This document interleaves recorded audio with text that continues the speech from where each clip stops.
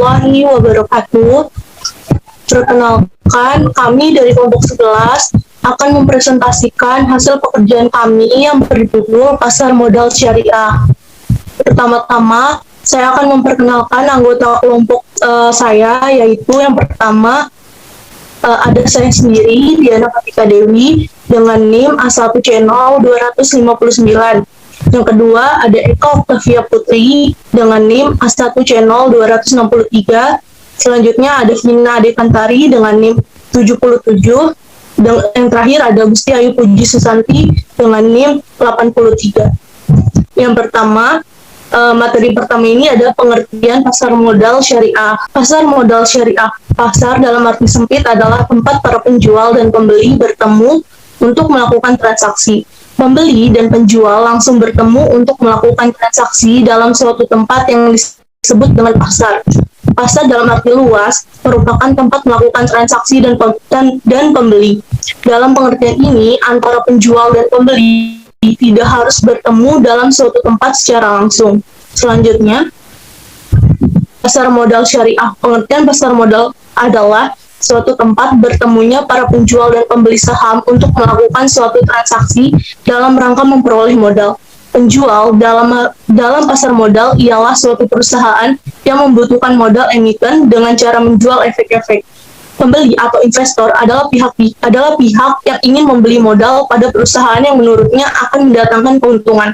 Pasar modal juga dikenal dengan nama bursa efek. Selanjutnya akan dijelaskan oleh teman saya yang bernama Vina Adikatari. Ada jenis-jenis pasar modal syariah. Yang pertama ada saham syariah, adalah bukti kepemilikan atas suatu perusahaan yang memenuhi kriteria berdasarkan fakta DSN MUI dan tidak termasuk saham yang memiliki hak-hak istimewa. Kemudian ada obligasi syariah, adalah surat berharga jangka panjang berdasarkan prinsip syariah yang dikeluarkan emiten kepada pemegang obligasi syariah yang mewajibkan emiten untuk membayar pendapatan kepada pemegang obligasi syariah. Yang ketiga ada unit penyertaan kontrak investasi kolektif atau KIK reksadana syariah, yang dimana adalah suatu ukuran yang menunjukkan bagian kepentingan setiap pihak dalam portofolio investasi. Keempat ada efek Baregun aset atau KIK EBA syariah, adalah efek yang diterbitkan oleh kontrak investasi kolektif EBA syariah yang portofolionya terdiri atas aset keuangan berupa tagihan yang timbul dari surat berharga komersial. Kemudian yang terakhir ada surat berharga komersial syariah, adalah surat pengakuan atas suatu pembiayaan dalam jangka waktu tertentu yang sesuai dengan prinsip-prinsip syariah. Selanjutnya akan dijelaskan oleh teman saya, yaitu yang bernama Gusti Ayu Puji Susanti. Selanjutnya kriteria efek pasar modal syariah. Kriteria efek pasar modal syariah yaitu Dewan Syariah Nasional dalam kurung DSN, satu lembaga di bawah MUI Majelis Ulama Indonesia melalui Fatwa DSN nomor 40/DSN MUI X/2003 menentukan kriteria produk-produk investasi sesuai ajaran Islam antara lain. Pertama, jenis usaha. Produk, harga, dan jasa diberikan serta cara pengolahan perusahaan emiten tidak bertentangan dengan prinsip syariah seperti usaha perjudian atau permainan yang tergolong judi atau perdagangan yang dilarang. Yang kedua, pelaksanaan transaksi harus dilakukan menurut prinsip kehati-hatian, tidak boleh mengandung unsur gerahar, riba, naisir, riswah, maksiat, dan kezaliman. Selanjutnya, peraturan perdagangan pasar modal syariah. Peraturan perdagangan pasar modal syariah. Yang pertama, Peraturan Otoritas Jasa Keuangan Nomor 35/PUJK 04/2017 tentang kriteria dan penerbitan daftar efek syariah.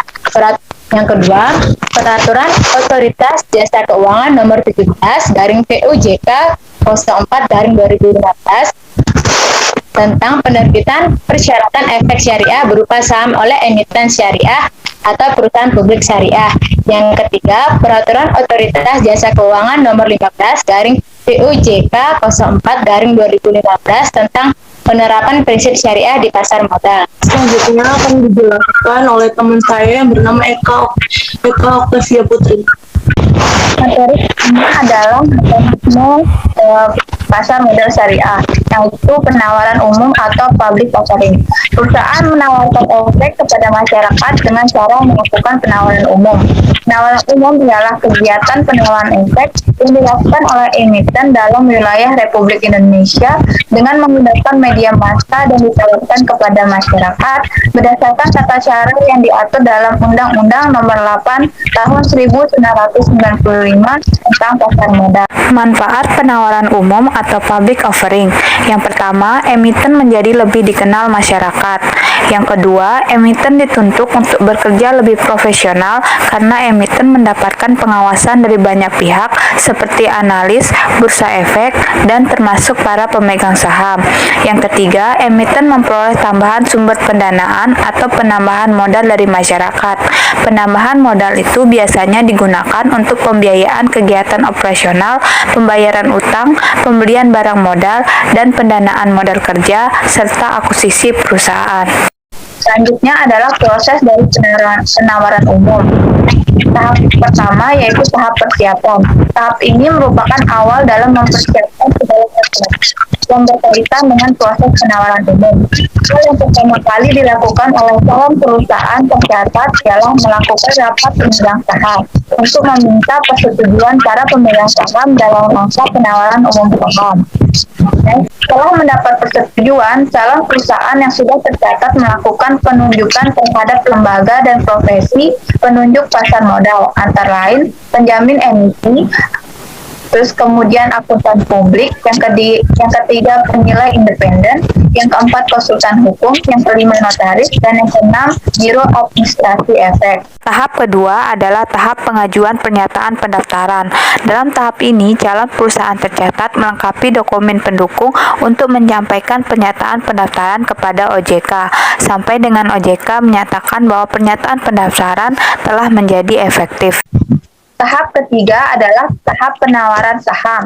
Tahap ini merupakan tahap utama karena calon perusahaan tercatat menawarkan sahamnya kepada investor.